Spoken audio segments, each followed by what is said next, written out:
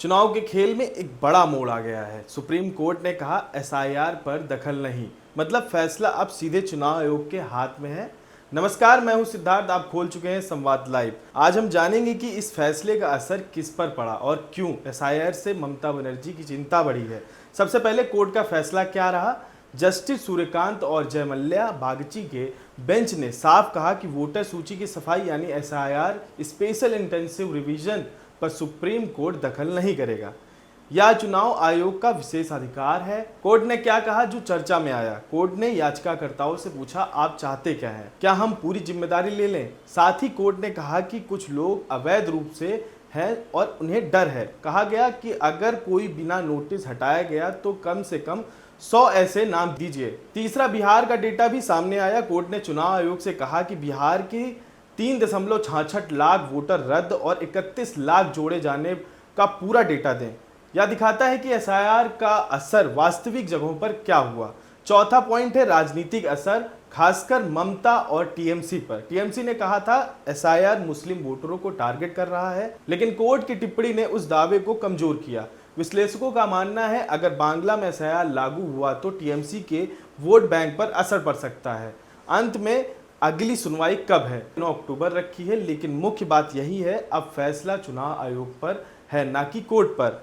तो अब राजनीति की नई चालें यह दर्शाती हैं विपक्ष के दावे चुनौती में है और चुनाव आयोग की भूमिका मजबूत हुई है। हम आगे क्या देखते हैं 9 अक्टूबर के बाद साफ होगा। अब बात करते हैं भारत के बढ़ते कदम की। ध्वनि से दहशत, भारत की हाइपरसोनिक ताकत से ग्रीस भी चौंका, तुर्की पाक में खलबली, आयरन डोम भी बेअसर, अमेरिका की टेक्नोलॉजी भी फेल। भारत की ध्वनि ने दुनिया को चौंका दिया है।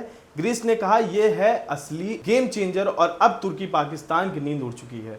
आज बात एक ऐसी मिसाइल की जो सिर्फ आवाज नहीं करेगी बल्कि दुश्मन के रडार, डिफेंस और प्लान सब कुछ फाड़ कर रख देगी।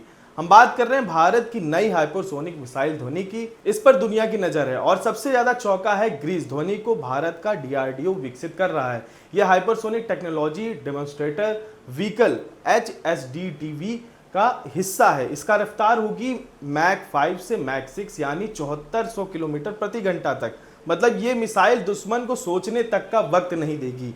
जहां ब्रह्मोस मिसाइल की स्पीड है 3700 किलोमीटर प्रति घंटा, ध्वनि उससे दोगुनी रफ्तार से हमला करेगी।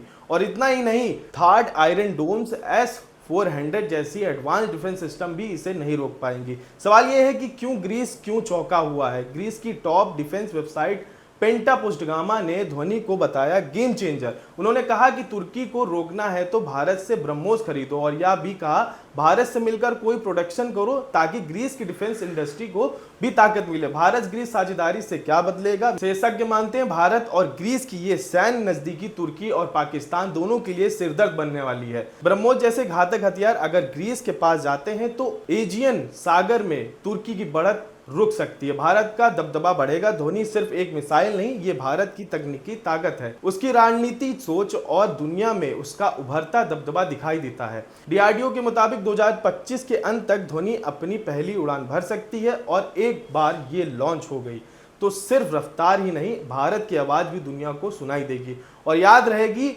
मिलते हैं अगली रिपोर्ट में एक और ऐसे ही धमाकेदार अपडेट के साथ। जय हिंद।